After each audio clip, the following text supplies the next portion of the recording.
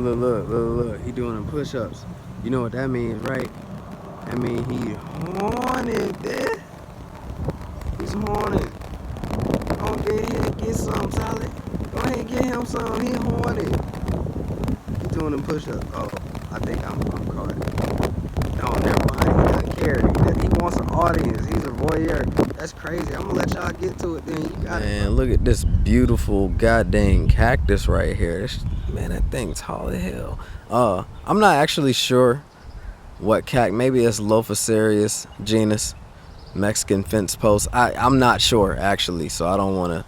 You know what I should do? My homeboy I met put me onto this app called iNaturalist. Maybe I put it in there and see what comes up with. Oh, by the way, welcome to another episode. We here at Royal Palm Park. We gonna do some little exploring. I never been here before, so this will be fun. So yeah, let's go. Some nice water out here, man. I gotta take my little boat.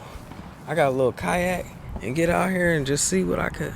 I don't like fresh water though. That's the only thing. I don't really like fresh water. I like to be in the ocean. But I remember one time I went kayaking with my white friends in the glades, and it was an alligator came up. That was crazy. Anyway, this is a nice South Florida native right here, which you don't often see in South Florida. Bursera cimarubra. This has many names. I always understood it to be a copperwood tree, but you know, common names can often be misleading because there's another tree that's also called a copperwood tree. This is also called, what do people call this? A tourist tree? Because it looks like it has sunburn, you know. Bursera cimarubra. It's a pretty useful tree to the native ecology of South Florida.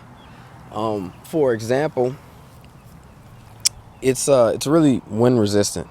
So, and it can stand up to multiple different kinds of soil types. It doesn't like boggy soil, but it can stand up in pretty depleted soil. It can also stand up in acidic soil and in salty soil. So it's good for that. And then it also is very wind resistant. So I say all that to say it's a good hurricane cover. And it's a good starter tree, in fact, as well. So what else? I feel like cimarubra has. It has anti-inflammatory properties. Just like a weeping willow, you know, you can use it to as like a light painkiller. It's not gonna be like aspirin or nothing, but you know, just a little something to chew on. You know, make the inflammation go away. It has some other properties too, from what I understand, but that's what I know off top. Anyway, it's a really cool tree. Like I said, South Florida native, which is cool because being in South Florida, you don't often run into natives, as strange as that is. But yeah, let's keep it moving. Going up the tree. He think I'm gonna try to eat him. He thinks I'm a predator. Now, I will tell you, believe it or not, if you've never had iguana, they do make for good eating. I know people say this all the time, but they really do taste like chicken, as I found out. Actually, it's funny, when I was going through my firefighting academy, we had a big cookout at our little structure fire, which I'm sure we all got cancer from.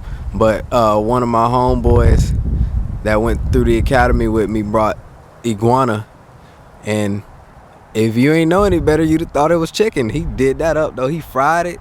It was pretty good. I'm not gonna eat you, homie. I don't even eat meat like that. But yeah, he gone. It's a nice little area, man. I know I said that before, but let's keep it moving. All right, I'm trying not to get my feet wet, so excuse me if I just zoom in like this. I don't know if that make the quality down at all. Here you got Nuphar advena, and right over here you got Lubigia octavalvus. I think that's octavalvus. Anyway, we're gonna talk about both of these because these are kind of gangster. All right, let's talk about these cow lilies right here. So at least that's what they call them. So these are kind of gangster because they can survive for short periods of time in hypoxic soil. And so why that's cool is because it's a misconception that plants don't need oxygen. A lot of people was like, plants need carbon dioxide, they don't need oxygen. They need both, believe it or not. And so oxygen helps facilitate the growth of plants. Now these plants right here can still grow in hypoxic conditions. It won't be optimal, but they could do it, which is really cool. They also kind of have allelopathic tendencies, which basically means they can facilitate the growth and germination of other plants. So basically they kill the competition, quite literally. So that's yeah, that's pretty deep. Now, it'd be just my luck, you know.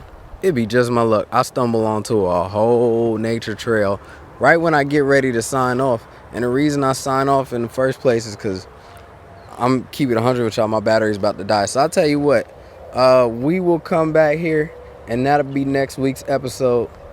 Please don't hate me. This thing just, it looks trill, and I want to make sure I can go through it and give it justice and go through a whole bunch of plants. So yeah, we'll do that next week. So for the time being, I'll holler at y'all later.